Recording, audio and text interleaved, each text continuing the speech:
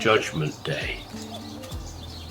I guess in the sense every day is a judgment day, because we never really know when the day is our last day. This is just a general condition that we face, as none of us really know what's happening, even in the next 10 minutes really. We assume things will continue as they have before.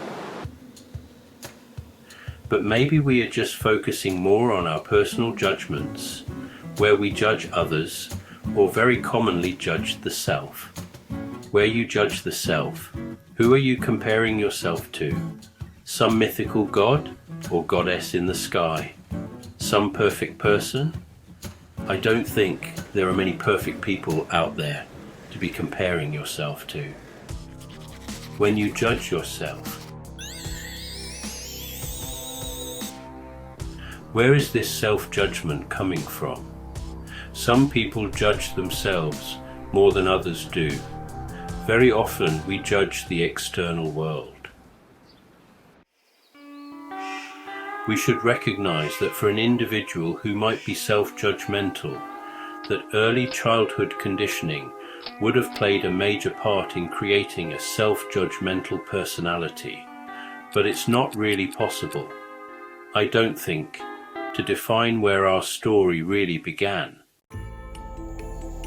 If you could see that there is no beginning to your story, nor any end, then you see that life is a big journey, a continuous manifesting in different forms, different shapes, different bodies, different circumstances, or different countries.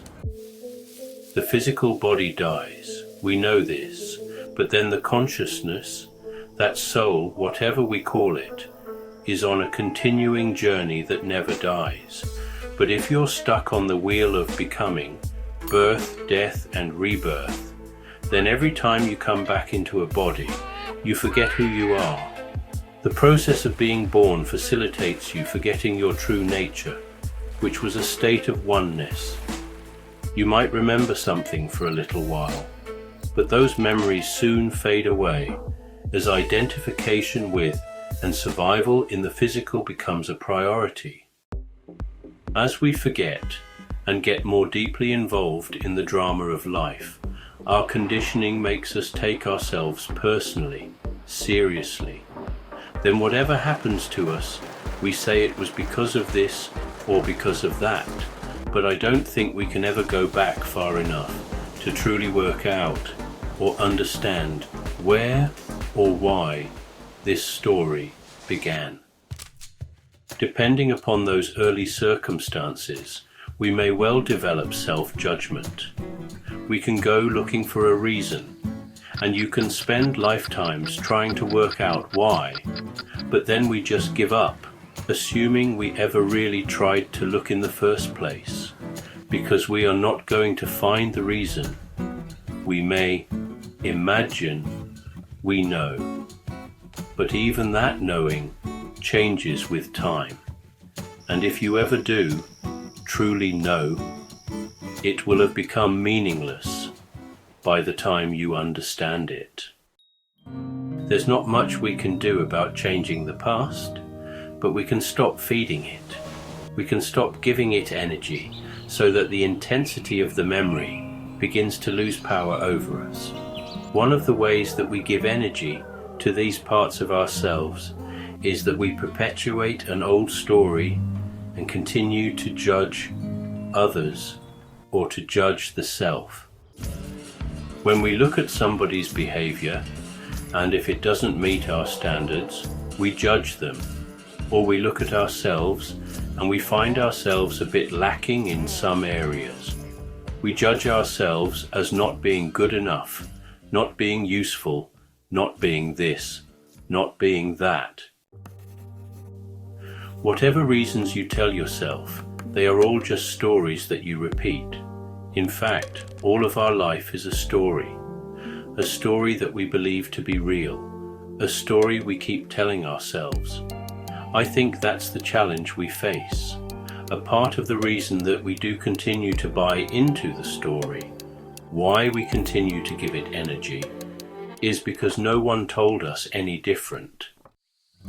A lot of teachers around at the moment try to help you to get more, always more. They still appear to be believing in the drama, in the story, and trying to manipulate or control that drama, that story, because the majority of the population are always seeking more. That is simply supply and demand. I'm not interested in supporting the story. All the time we continue to give energy to the story. We will continue to plan and devote energy to manifesting more stuff. Will you ever have enough stuff if the program that is running in the background for you is lack? Lack will often driven by a deep-seated insecurity. All the time, insecurity on a subconscious level is your driving force. You will always want something, whatever that may be, in order to complete the self or to make you happy and feel safe and comfortable. If the judgment bell rings for you tonight and you're still wanting, you're still desiring of something other than what you already have, then that charge, that desire is going to be what creates the next reality for you. If you have charge at the moment of death, it's going to create another body. To understand this, look at the body you're in now and question what charge created this body. Why am I this? Why am I that? Just understand that you are the product of charge. Charge often because of judgment, whether it was of the self or another. Any judgment is a state of separation. I am separated from you. I'm judging you. I'm judging me. This programming keeps you trapped in the personality, that you think this is who you are.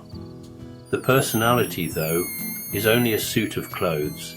It's something you wear for a short period of time. It is not who you are.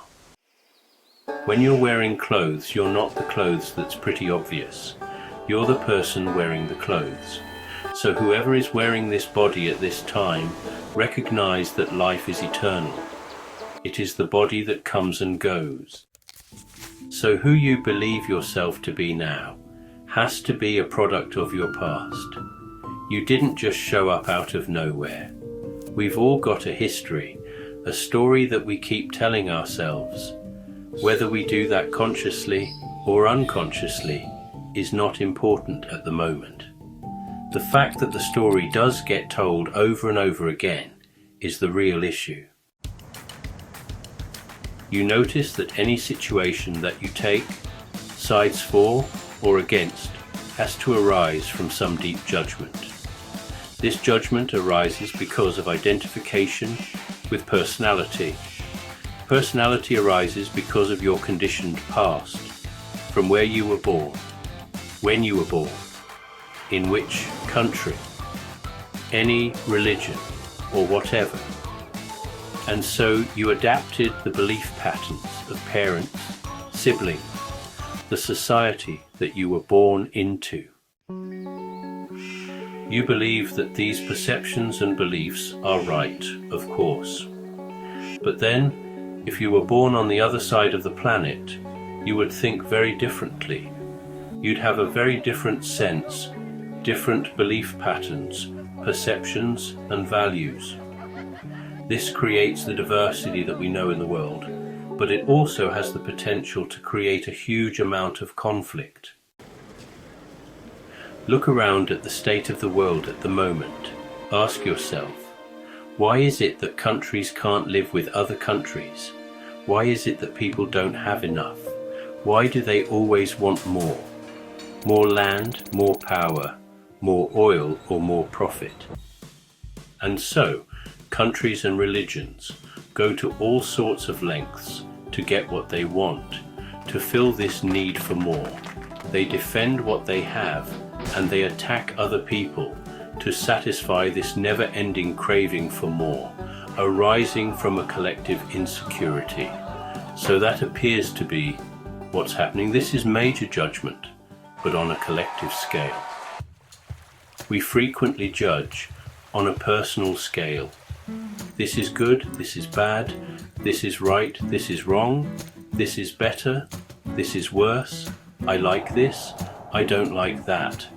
I think the fundamental issue behind all judgment is who is actually judging.